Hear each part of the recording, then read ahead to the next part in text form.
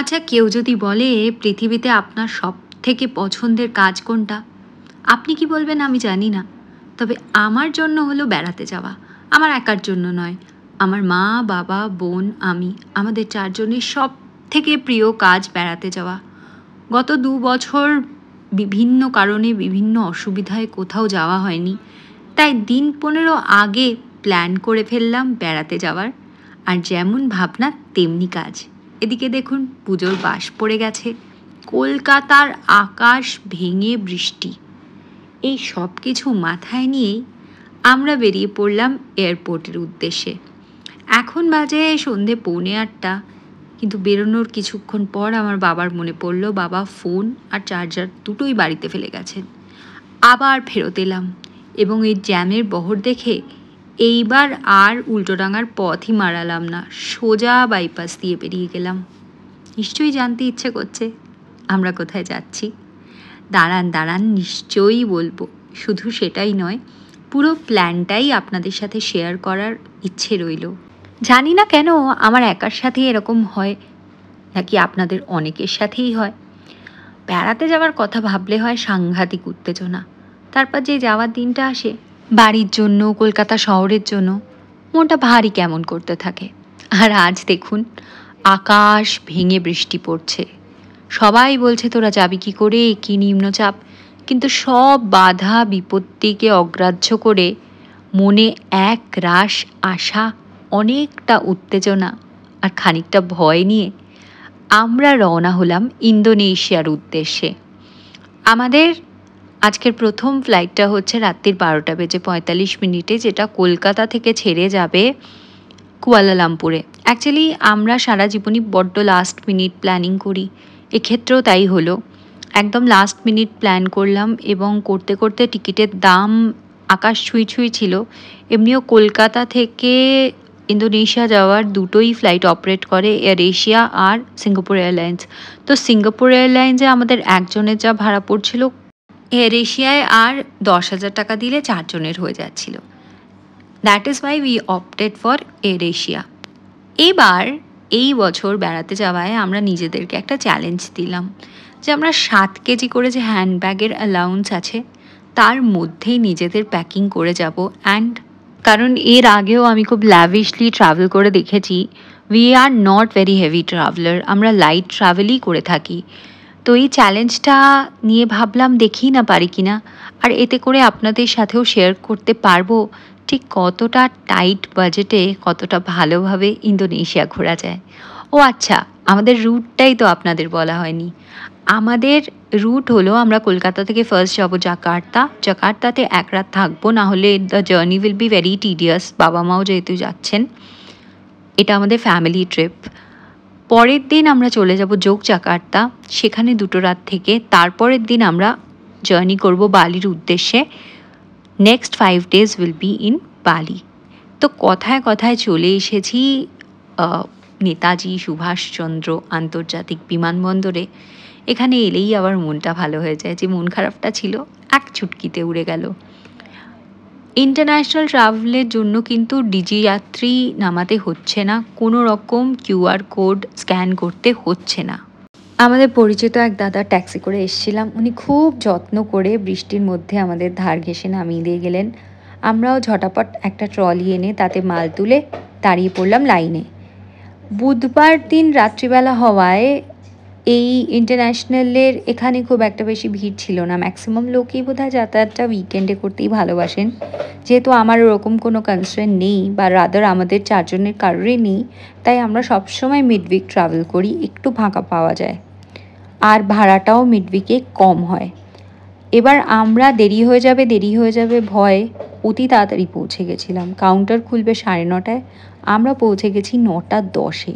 তো যাই হোক, এয়ার এশিয়ার কাউন্টার খুঁজে সেখানে চলে গেলাম এবং সেখানে গিয়ে ওনারা আমাদের সাথে ভীষণ সহযোগিতা করলেন।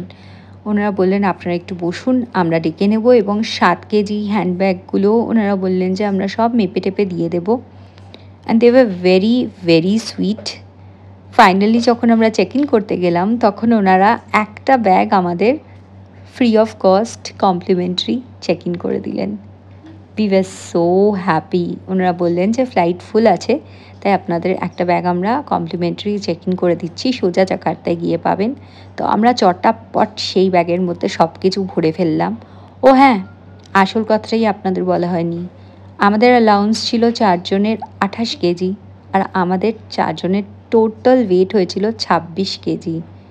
তো ব্যাপারটা সত্যিই মানে একটা অ্যাচিভমেন্টের থেকে কম ছিল না, যে হ্যাঁ আমরা পেরেছি এটা অ্যাচিভ করতে। মাত্র 28 কেজি লাগেজ নিয়ে 8 দিনের জন্য যাওয়া। কী প্যাক করেছি, কিভাবে প্যাক করেছি, সেটা অন্য কোনো ভিডিওতে নিশ্চয়ই শেয়ার করব। যে বা যারা ইন্দোনেশিয়াতে ট্রাভেল করবেন তারা অবশ্যই ই ভিসাটা করে নেবেন, কারণ ই ভিসাটা করা থাকলে আপনাদের সময় অনেকটা বাঁচবে, এবং এখান থেকে যেহেতু পেমেন্টও করে যেতে পারবেন, কনভার্টেড টাকা ক্যারিরও ব্যাপার থাকবে না। সো খুব সহজ প্রসেস। যদি না জানেন বলবেন, আমি সেটাও একটা ভিডিও করে বলে দেব। তো আপাতত আপনাদের মধ্যে যারা যারা ইন্দোনেশিয়া বালি গেছেন অবশ্যই কমেন্ট বক্সে জানান আপনাদের কোন জায়গাটা সব থেকে ভালো লেগেছিল।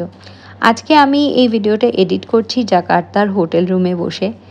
খুবই টায়ার্ড, বেরোতে ইচ্ছে করছে না, কিন্তু একটু তো বেরোবো বটেই। তার আগে ভাবলাম এত ভিডিও ফোনে ডাম্প করা যাচ্ছে না, তাই ঝটাপট এডিট করে আপনাদের জন্য দিয়ে দিই। তো চলুন, চেক ইন হয়ে গেছে, তারপর সিকিউরিটি চেক ইন, ইমিগ্রেশন সব কিছু ক্লিয়ার করে আমরা এখন চলে এসেছি ওয়েটিং লাউঞ্জে। কী যে সুন্দর কলকাতার ডিউটি ফ্রি জায়গাটা, এলেই আমার মনটা আহা ভালো হয়ে যায়। কলকাতার ডিউটি ফ্রি থেকেও অবশ্য অনেক বেশি ভালো ডিউটি ফ্রি মালয়েশিয়ার, মানে কুয়ালালামপুরের, কিন্তু তাও নিজের বাড়ির জিনিসটা বোধহয় সবসময় বেশি ভালো হয়। বেশ ফাঁকা ছিল এয়ারপোর্ট, ওই দিকে ব্যাংককের ফ্লাইটের ওখানে বেশ ভিড় ছিল, সেটা বাদ দিয়ে বাকিটা মোটের ওপর ফাঁকাই ছিল। আমরা এ প্রান্ত থেকে ও প্রান্ত ঘুরে বেড়াচ্ছিলাম, ঘুরে ঘুরে দেখছিলাম কী কী দোকান আছে, কারণ মা ফ্লাইটে উঠেছে না হয় 5 বছর হয়ে গেল, মানে ইন্টারন্যাশনাল ফ্লাইটে, হ্যাঁ 5 বছর হয়ে গেল, তাই অনেক কিছুই হয়তো আগের থেকে বদলে গেছে। তাই মা বললো চল একটা চক্কর মেরে আসি। আমি, মা, বোন সবাই মিলে বেরিয়ে পড়লাম একটা ছোট্ট করে চক্কর মারতে। এখানে দেখুন, এখানে দারুণ দারুণ সব ফরেন লিকার্স আছে ডিউটি ফ্রিতে, আর এদিকে রাখা আছে থরে থরে চকলেটস, আর তার সাথে আমাদের প্রিয়তম পারফিউম। আমরা সোজা চলে গেলাম পারফিউমের দিকে। আমার আর মার দুজনেরই খুব পছন্দ হলো এই ডেজি, যে মার্ক জেকবসের যে ডেজির কালেকশনটা, সেটা। এবার আপনাদের সাথে শেয়ার করবো একটা অত্যন্ত গুরুত্বপূর্ণ টিপস। সিকিউরিটি চেক ইনের পরে আর কোনো লিকুইড আইটেম 100 ml এর বেশি ক্যারি করতে দেয় না। সেক্ষেত্রে আমাদের কাছে জল থাকে না, অযথাই অনেক বেশি টাকা দিয়ে জল কিনতে হয় এয়ারপোর্ট থেকে বা এয়ারলাইন্সের থেকে। তাই জন্য আমরা সবসময় এরকম খালি ডিসপোজেবল বটলস ক্যারি করি, যাতে করে আমরা এয়ারপোর্ট থেকে জল ভরে নিতে পারি। তো এই জায়গাটা কিছু একটা ব্যাঘাত ঘটছিল, এখানটা আমরা চেষ্টা করে হচ্ছিল না ঠিকঠাক, বোধহয় কলটা খারাপ ছিল। তো ওপাশে যেখানে অটোমেটিক তলায় হাত দেখালেই জল পড়ে, সেখানে চলে গেলাম, ওখান থেকে জল ভরে নিলাম। এই টিপসটা কিন্তু সত্যি সত্যি সত্যি খুব হ্যান্ডি আসে, মানে প্রত্যেকটা এয়ারপোর্টে আমরা এই টিপসটাই ফলো করি এবং এটা খুব কাজে দেয়। That actually saves a lot of money. তো চলুন, জল ভরাও হয়ে গেছে, এখন বাজে রাত্রি 10টা মতো। এবার আমরা করব ডিনার। বাড়ি থেকে 7:30টায় বেরিয়েছিলাম, তখন খেয়ে বেরোলে কিছুতেই আমাদের হতো না, তাই মা রান্না বাড়ি করে প্যাক করে নিয়ে এসেছিলো। এবং আমরা ওখানকার যে স্টাফরা ছিলেন, এয়ার এশিয়া স্টাফরা, ওনারা এত ভালো ছিলেন, so many thanks to them. ওনারা বললেন আপনারা আরামসে নিয়ে যান, আমরা অ্যালাউ করে দিচ্ছি, আপনারা বসে খাবেন। তো দেখুন, বাঙালি কোথায় যাবে, ক্ষেত্রীয় শ্রী গান্ধী আশ্রমের একটা ব্যাগও যাচ্ছে আমাদের সাথে। আর এই হলো মিক্সড ফ্রাইড রাইস, চিকেন আর ডিম দিয়ে তৈরি করা গোবিন্দভোগ চালের মিক্সড ফ্রাইড রাইস বলুন, পিস প্যাস বলুন, এটাই বেশি করে আনা হয়েছিল। আর তার সাথে বাবা আর মার জন্য একটা করে রুটি আর একটু ঢ্যাঁড়স ভাজা, because they need to have that as per their diet plan. খাওয়া দাওয়া সেরে আমরা মন খুশ করে আরেকটা চক্কর মারতে চলে এলাম, উদ্দেশ্য আরও একবার জল ভরে নেব। তো এখানে সুন্দর সুন্দর ব্যাগ ছিল, দেখুন ওদিকে যে চার্জিং পয়েন্টের কাউন্টার আছে সেখানে একটা উন্মাদের মতো ভিড়। আর এই যে চলন্ত মানে মে ঠেহরি রহি জমি চলনে লাগি এক্সপিরিয়েন্সটা, এটা এবারে কলকাতা এয়ারপোর্টে বন্ধ ছিল। খুব মনটা খারাপ হয়ে গেছিলো, এরকম কেন হবে বলুন তো। আর এখানে দেখুন একটা কি অপূর্ব 3D পেপার আর্ট ইনস্টল করা হয়েছে মা দুর্গার। সত্যি তো কলকাতা আর মা দুর্গা ওতপ্রোতভাবে জড়িয়ে। আরও একটা অভিনব জিনিস আপনাদের সাথে শেয়ার করে নিই। এই যে একদল তরুণ ছেলেমেয়েকে দেখছেন, এনারা হলেন উড়িষ্যার রাগবি টিম। এনারা ইন্ডিয়াকে রিপ্রেজেন্ট করতে মালয়েশিয়া যাচ্ছেন ঘটনাচক্রে আমাদের একই ফ্লাইটে। তো ফ্লাইটে জোন ভাগ করে বোর্ডিং হচ্ছিল, সবসময় তাই হয়। আমাদের জোন 3 ছিল এবং সবার শেষে আমাদের বোর্ডিং ছিল, সেটা হওয়ায় বেশ সুবিধাই হয়েছিল। এবং এবারে ওয়েব চেক ইন করে খুব অদ্ভুতভাবে আমরা দারুণ দারুণ সিট পেয়েছিলাম। আমরা 3টে উইন্ডো আর একটা মিডল পেয়েছিলাম। তো তড়িঘড়ি করে আমরা এরোড্রোমের দিকে এগিয়ে গেলাম। ছোটোবেলায় যতবার ফ্লাইট চড়েছি ততবার ওই সিঁড়ি আর বাস। আজকাল কলকাতায় এরোড্রোম দেখলে কিন্তু সত্যিই ভালো লাগে। আসলে এককালে আমি ব্যাঙ্গালোরের ইন্টারন্যাশনাল এয়ারপোর্টে চাকরি করতাম। ওখানে প্রথম আমি এরোড্রোম কনসেপ্টটা দেখি এবং এরোড্রোম দেখে আমার এত মন খারাপ হয়েছিল যে বাবা আমার শহরে তো এটা নেই। তাই এখন যতবার এরোড্রোম দিয়ে পাস করি ততবার মনটা একটা আলাদাই ভালো লাগায় ভরে যায়। আমরা ধীরে সুস্থেই চলছি, কারণ জানি কিছুটা এগিয়ে গেলেই একটা বিশাল বড় ভিড়ের সম্মুখীন হতে হবে। যা ভেবেছি ঠিক তাই। যাই হোক, ভিড়ভাট্টা কাটিয়ে উঠে পড়লাম ফ্লাইটে। দুগ্গা দুগ্গা করে জার্নি শুরু করলাম। এই লাল সিটগুলো বসতে যতটাই আনকমফোর্টেবল, দেখতে ততটাই সুন্দর লাগে। এয়ার এশিয়া বোধহয় আমার জীবনের চড়া সবথেকে আনকমফোর্টেবল ফ্লাইটের একটা। কিন্তু শুধু একা এয়ার এশিয়াকে দোষ দিয়ে লাভ নেই। আমি আজ অবধি ইন্ডিগোই বলুন, স্পাইস জেটই বলুন, সবাইকে আমার এক্সট্রিমলি আনকমফোর্টেবল লাগে। পার্সোনাল ওপিনিয়নে ভলভোর সিট এর থেকে বেশি আরামদায়ক। কিন্তু হ্যাঁ, if you are travelling in a premium airline, মানে যে দুটোতে আমি চড়েছি আমার অসম্ভব ভালো অভিজ্ঞতা। একটা হলো অফকোর্স থাই এয়ারওয়েজ, আরেকটা হলো Vistara. They both are really really good. ভিস্তারার থেকেও থাই এয়ারওয়েজ অফকোর্স ভালো। তো ফ্লাইট টেক অফ করে গেছে। এই যে দূরে দেখুন কলকাতা শহরকে পেছনে ছেড়ে আমরা বাই বাই করে এগিয়ে চলেছি। তো আজকের ভিডিওটা এই পর্যন্তই। খুব শিগগিরই হয়তো 2-1 দিনের মধ্যেই নিয়ে চলে আসবো পার্ট 2।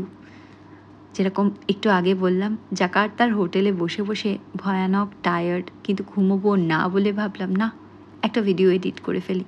আমি জানি আমার বন্ধু বান্ধব অনেকেই অপেক্ষা করে আছে কখন আমি ফটোজ আপলোড করব, কিন্তু আমি ছবি তেমন একটা তুলে উঠতে পারিনি ভিডিও তোলা চক্করে। তাই ভাবলাম একেবারে ভিডিওটাই আপলোড করি। আজকের ভিডিওটা তাহলে এ পর্যন্তই। আবার আপনাদের সাথে দেখা হচ্ছে আমাদের প্রথম গন্তব্য মালয়েশিয়া নেমে। তার আগে দেখুন রাত্রিবেলা একদম মাঝ রাতে আকাশে এরকম সবুজ আলো জ্বলছিল, আর এই যে ধীরে ধীরে ভোর হচ্ছে। এই দৃশ্যটা দেখার জন্য আমি সারা রাত ঘুম ভেঙে ভেঙে উঠে পড়ছিলাম। মানে 5 মিনিট ঘুমোচ্ছি, একবার উঠে পড়ছি। ভোর হয়ে গেল না তো।